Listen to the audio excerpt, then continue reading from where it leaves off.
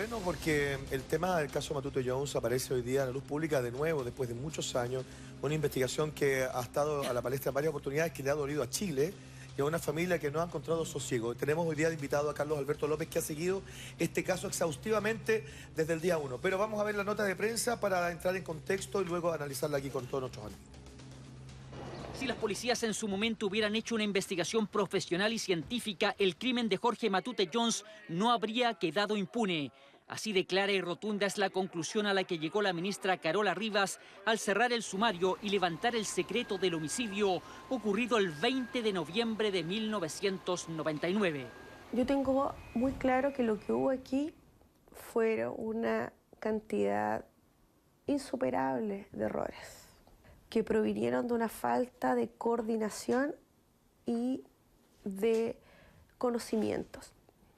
Carabineros con la Policía de Investigaciones se enfrentaron entre ellos para ver quién llegaba primero. La ministra, en visita que se hizo cargo del caso a fines del 2014, investigó prolijamente cada una de las tesis policiales. Tanto Carabineros como Investigaciones siguieron pistas falsas, se dejaron llevar por rumores o simplemente actuaron con prejuicios al inculpar unos a los guardias de la discoteca y otros a un grupo de jóvenes. Pero quizás lo más grave es que hoy, más de 18 años después, la familia Matute y la opinión pública saben que en ese entonces inspector de investigaciones supo por la declaración de dos víctimas que hombres adinerados que buscaban jóvenes frecuentaban la discoteca La Cucaracha y regalaban tragos con barbitúricos para hacer perder el conocimiento a sus víctimas y violarlos durante días en sitios lejanos. Y esta línea, finalmente, el comisario Arenas prohibió a los inspectores de la época que investigaran. Y si el jefe del grupo decidió en un momento que eso no se investigaba, no se investigó.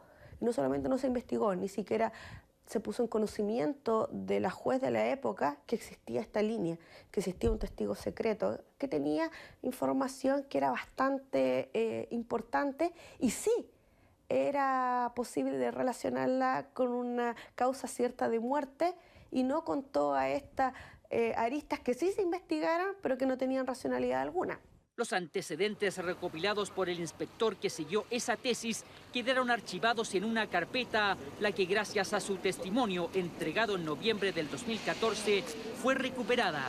Se llamaba Hoja de Parra. Su desechada línea investigativa calzaba 15 años después con la causa de muerte arrojada tras la exhumación de Matute, sobredosis de pentobarbital. El inspector había hecho una lista con 19 asistentes a la discoteca la noche de la desaparición de Matute que calzaban con el perfil de él o los sospechosos que señalaban los testigos víctimas de abusos. Nosotros buscamos a alguien que le puso una droga a Jorge en su trago para disminuir su capacidad de reacción, para dormirlo o para evitar la resistencia. Y eso, a 10 días de su desaparición, tenía 2 testigos. 15 años después, juntamos 70 testigos más sobre ese modus operandi. Y por eso esa lista de sospechosos, al principio la redujimos a quienes tenían las características, quiénes eran los nombres que más nos aparecían como ciertos. Algunas personas de la lista de posibles sospechosos fueron interrogados por la ministra Rivas, pero otras 7 están fallecidas y precisamente sobre una o algunas de ellas parecen apuntar los indicios recopilados por Carola Rivas.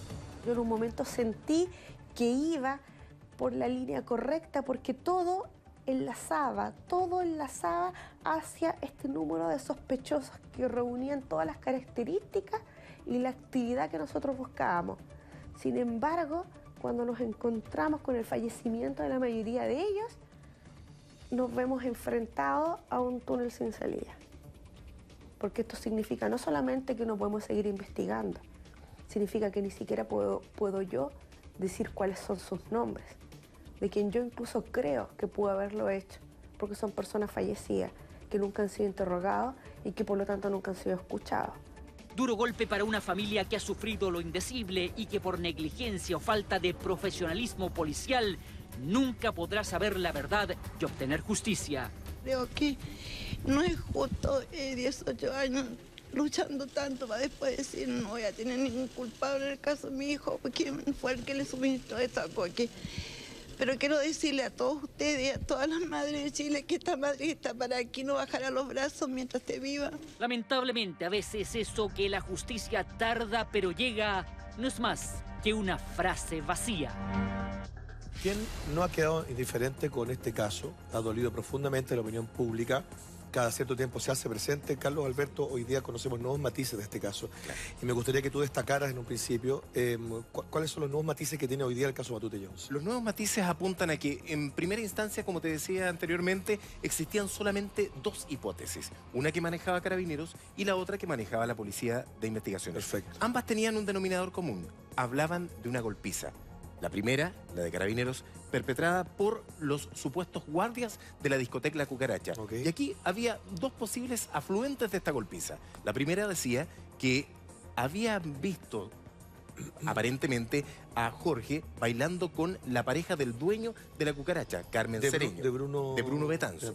Eso posteriormente fue descartado porque fue una mentira de una testigo que era una chica que estaba en el interior. Perfecto. Y la otra apuntaba de que Coque había visto supuestamente una transacción de drogas. Y por ello, para callarlo, lo habían golpeado y posteriormente se habían... Esas dos líneas investigativas, una de policía de Carabineros y la otra... No. Ambas posibilidades para entender la pesquisa de Carabineros, perfecto, a cargo del mayor Andrés Ovalle. La de la Policía de Investigaciones más bien hablaba de otra golpiza que se había producido no en el interior, sino que en el exterior, en la zona de estacionamientos, donde los 7 jóvenes que en su minuto estuvieron procesados por obstrucción a la justicia, según el comisario Héctor Arenas, eran los presuntos responsables de esta golpiza, habían agredido a Coque y después se habían visto la forma... ¿Cuánta gente era esa la que... 7 personas. 7 personas. Pero esa tesis se viene abajo luego de que la ministra, Carola Rivas, asume las pesquisas. Estudia todo, absolutamente todo lo que estaba en la carpeta y lo que no estaba o no se conocía. Pero tiempo después, porque dice que acá tomó la causa el 28 de julio de 2014. Rato después. Y se basa y espera algo muy importante, que fueron los resultados que se obtuvieron tras la exhumación de los restos de Coque. Al hacer la exhumación de los restos de Coque, se logra establecer, mediante ADN y mediante una serie de pericias que se desarrollaron acá en el Servicio Médico Legal e incluso en el FBI, que Coque no había muerto de un traumatismo producto de una golpiza, como decían las dos hipótesis precedentes, sino más bien había muerto por una intoxicación por pentobarbital, un barbitúrico que le habían suministrado supuestamente para drogar. Carlos, si no fue por una golpiza, ¿cómo cambia tan drásticamente la conclusión? De una golpiza a consumir un medicamento. Al hacer los análisis de las osamentas. Porque me imagino que habían o sea, para haber concluido una golpiza es porque tienen que haber analizado las osamentas, ¿no? Exacto. Es que eso se presumía por estas dos líneas de investigación. ¿Ya? Pero no había certezas ni testigos directos de esta golpiza. No había ni cuerpo durante muchos años, Carlos, es un gran tema. Exacto, el año 2004 recién aparece el cuerpo en el camino de Santa Juana. Claro. Entonces, pero cuando se encuentra el cuerpo por un lugareño, además ni siquiera ni por Policía de Investigaciones ni por la PDI, se somete a todos estos estudios de hecho ADN para saber que efectivamente las osamentas pertenecían a Jorge Matute. En ese minuto, ¿no hubo también estudios, no sé, a los restos para tratar de identificar la causa de la muerte y que se tiene que hacer después de que se pide que se puedan volver a abrir la tumba, ¿cierto? Y exhumar las osamentas? Es súper relevante lo que tú dices, porque los restos de Coque fueron encontrados en el año 2004. Sí. Se hicieron las pericias de ADN, se constató científicamente con un 99,9% que se trataba de la persona que andábamos buscando. Pero ¿qué pasó? Los exámenes toxicológicos de la época no permitieron arrojar este componente en... Eso es lo que tú llamabas la hoja de Parra, ¿no? Hoja de Parra, ahí está. Porque ahora último se da a conocer que incluso a 10 días, y eso es lo increíble y que llama poderosamente la atención, a 10 días de la desaparición de Coque ya había una línea investigativa que apuntaba a que habían víctimas de personas mayores de edad, de edades avanzadas y de un nivel socioeconómico bastante importante, que iban a discotecas, especialmente que se encontraban en las afueras de Concepción y Coronel, y buscaban a jóvenes a los cuales poder suministrarle el pentobarbital, que le denominaban hoja de Parra. ¿Para qué? Para privarlos de que estuvieran conscientes de su conciencia y posteriormente abusar sexualmente de ellos. En esa instancia, a 10 días, habían ya a lo menos 2 testigos que habían resumido a un inspector de la época, y me gustaría citar su nombre, que es súper relevante, el entonces inspector Carlos Estuardo. ¿Y por qué esa teoría que aparece hoy día a la luz pública no se le hincó más el diente, hablándolo en buen chileno? Porque hoy día aparece esto, con la hoja de parra, con esta supuesta abuso sexual, digamos, que parece que era recurrente, no aparece en aquella época. Cuando se conoce esta investigación, el comisario, el entonces inspector Carlos Estuardo, le da a conocer a su superioridad esta línea investigativa. ¿Ok? Y asume estas pesquisas, según testimonio de la propia ministra Riva en la entrevista que dio el día de ayer, le entrega los antecedentes a el enviado especial, por así decirlo, de la Policía de Investigaciones, que era el comisario Héctor Arenas. El comisario Héctor Arenas, según cita la ministra, le dice, esta no es la línea investigativa es esta. Así que eso, deséchalo. Lo archiva, lo deja como... Lo archiva. Era una carpeta de color azul.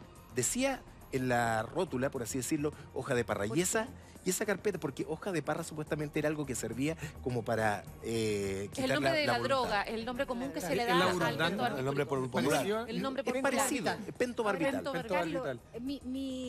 No sé si ustedes piensan lo mismo, pero yo digo, ¿por qué llega una ministra, 2014, y hace esto que parece tan lógico de empezar a remover todo, buscar toda la información, ponerla sobre la mesa y hacer la investigación como corresponde? ¿Por qué hay que esperar hasta año 2014 para que eso ocurra, habiendo pasado tantos años? 10 años después de encontrar la osamenta. Parece ilógico. Esa es la frustración de la familia y de la propia ministra, y cito algunas de sus palabras, porque ella dice, no me siento tranquila, siento una gran frustración. Y lo decía la señora María Teresa Jones, a quien le mando un abrazo entrañable. He estado desde los primeros días junto a la familia, y ella también se siente muy frustrada porque se había hecho expectativas. Ella esperaba saber la verdad, quiénes fueron o quién fue la persona. Carlos, Pero pero por habiendo eso yo te tantos pregunto, casos como este. perdona, solo para que tú me puedas responder eso. ¿Por qué pasó tanto tiempo? ¿Por qué llega una ministra el 2014 y recién ahí se hace el trabajo como corresponde? Pasaron varios ministros, la ministra Flora Sepúlveda y otros ministros posteriormente. Yo creo que su juventud, su ímpetu, ella dice que conoció este caso a través de los medios. Ella es muy jovencita. Ella creció con el caso. Ella creció con este caso. ¿Puedo sumar algo? Yo también me tocó reportear este caso, al igual que Carlos, el año 2009-2010. Yo creo que acá hubo todo un enredo y que, tal como dice la ministra, acá hubo un trabajo deficiente de las policías.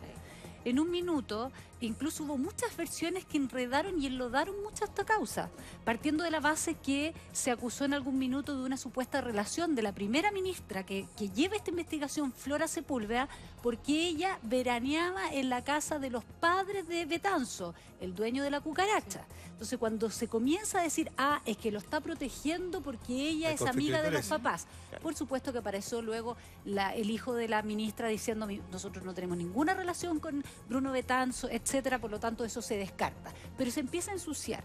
Luego asume el ministro Rubilar, que también hace algunas cosas, pero ya estaban cruzados los trabajos de la policía. Unos decían, no, acá hubo un tema de celos porque acá Jorge le tiró las partes a la pareja de Bruno Betanzo adentro de la discoteca, y otros decían, no, incluso se llegó a hablar de supuestas fiestas gay. Lo que tú quieres decir acá, Ivette, lo que tú quieres decir entonces en el fondo es que más que no hayan habido las voluntades, ocurrieron cosas o no se sabían cosas que hoy día a esta ministra le permite cerrar este caso diciendo no es que no es tan así. Yo creo que a toda esta sumatoria de hechos, los ministros en la parte de su investigación sí fueron haciendo cosas. El ministro Rubilar en algún minuto, bueno, después de haber detenido a estos 7 jóvenes que lo pasaron pésimo, recordemos que estaba el hermano de uno de los chicos detenidos, Cristian Arauz, haciendo una campaña mediática para que su hermano y a los amigos lo sacaran de la cárcel porque estuvieron detenidos un tiempo. Y entre Navidad y Año Nuevo.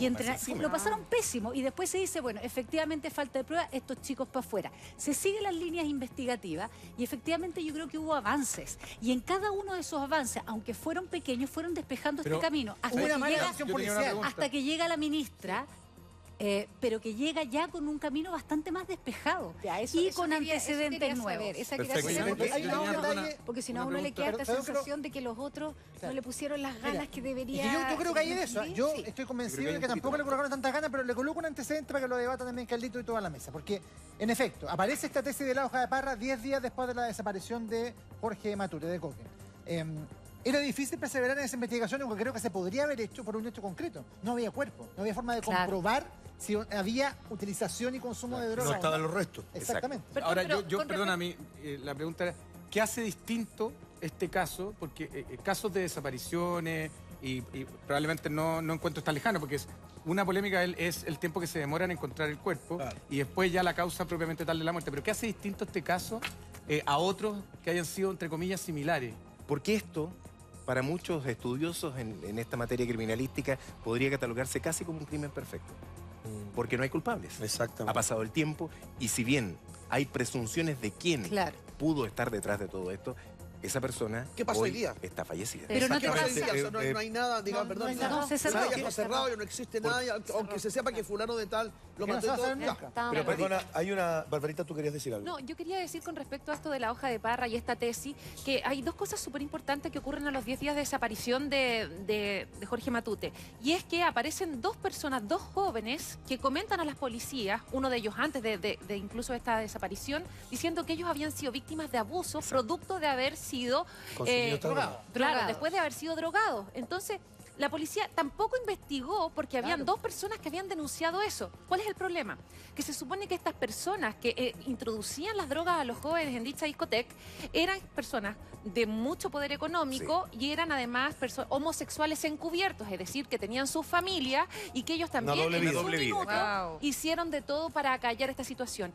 Es por eso que además la Policía de Investigaciones y por su parte Carabineros empiezan a pelearse quién era el que resolvía este conflicto. Había una competencia ahí, ¿no? Absolutamente. Pasan a llevar muchas pruebas y en eso yo creo, Carlos, que tú debes estar súper al tanto y conocer más información. Y modifican muchas veces el lugar de los hechos porque fueron bastante torpes, por decirlo de alguna manera, en la manera de investigar. O sea, más que voluntad lo que había era torpeza.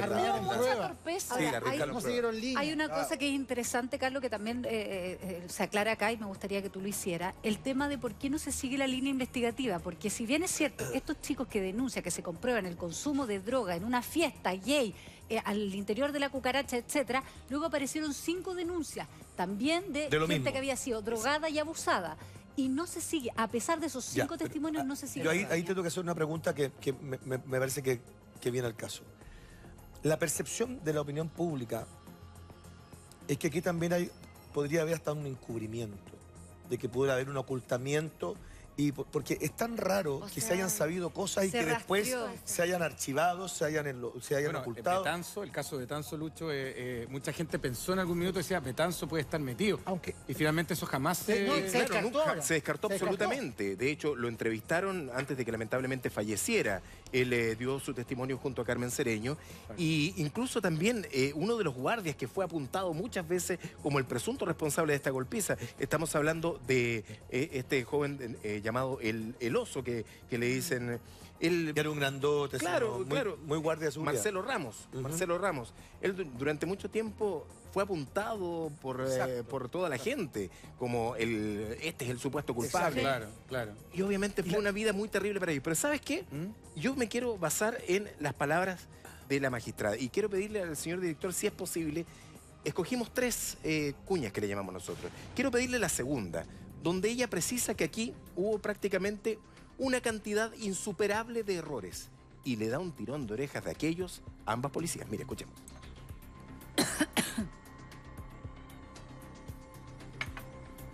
Claro que lo que hubo aquí fue una cantidad insuperable de errores que provinieron de una falta de coordinación y de conocimientos. Carabineros con la Policía de Investigaciones se enfrentaron entre ellos para ver quién llegaba primero. Destruyeron sitios del suceso. Destruyeron evidencia, porque cuando ellos toman los testigos y los presionan y no los oprimen, los destruyen como testigos. Generaron líneas de investigación total y absolutamente irracionales. Hubo celos profesionales entre ellos y entre quienes venían de Santiago, al punto que se generó un compartimentaje donde lo que hacían unos era en desconocimiento de lo que hacían los otros. Cero coordinación. Y a su vez, quienes venían de Santiago venían con cero conocimiento de la realidad de la entretención en Concepción en esa época.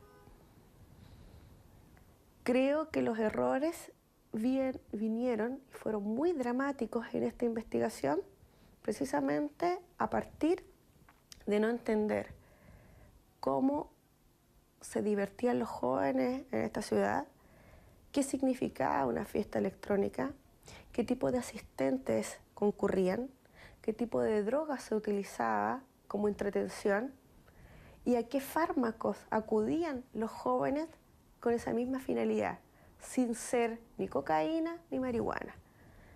Hubo muchos prejuicios de personas que desconocían la realidad de Concepción en esa época y creyeron quizás que era la misma de Santiago o de otras ciudades. Bueno, ahí está una cuña que da Carola Rivas, colocando este tema nuevamente en el tapete. Se le entrega este expediente a la familia, lo reciben hace poco, y yo creo que hay muchas cosas que yo creo que se van a estar integrando ahora, a no ser que la familia tenga mucha información también y que no ha querido ser pública, ¿no? Es que recién la familia se acaba de enterar ayer. Este legajo bastante importante se lo entrega la ministra Carola Rivas a la señora María Teresa Jones. Estaba el abogado Fernando Senger y lamentablemente Alex Matute, hermano de Coque, que es abogado, destacado abogado de la plaza, él no pudo concurrir. Y eso es lo que más le duele. Y quiero aquí un poco hablar de este tema porque tuve la posibilidad de conversar con él esta mañana. Aún no llega a él esta carpeta con el expediente, pero se ha enterado por todos los antecedentes que ha manifestado la ministra y a través de una, valga la redundancia, entrevista que dio al canal del Poder Judicial, donde entrega detalles súper importantes de esta situación. Él está bastante complicado y dice que existe frustración. La misma frustración que encuentra la madre por no tener estos resultados, de no saber quiénes son. Y ahora están estudiando qué solicitudes, qué nuevas diligencias pueden pedir, cuando ya la ministra ha dado a conocer que es muy difícil. se puede, Carlos. No, y por lo pronto, yo creo que lo que nos deja como lección, siento yo, este caso también, hasta al día de hoy, es la coordinación que tiene que existir entre Carabineros y la Policía de Investigación. Claro. Porque esto pasa siempre, no solo en el caso Matute. Ha pasado, a mí me echaron a robar una vez y me pasó lo mismo, esta descoordinación. Ha pasado siempre. Que si no hay coordinación es imposible llegar a un punto. Por eso se habla de la modificación a la Ley Orgánica de Carabineros y dividirla un poquito del trabajo de la PDI. Aprovechar de agradecerle a Carlito López por haber estado hoy día. Un aplauso. Un aplauso. Gracias. Muy generoso con el programa. Muchas gracias. Nos vamos a ir con...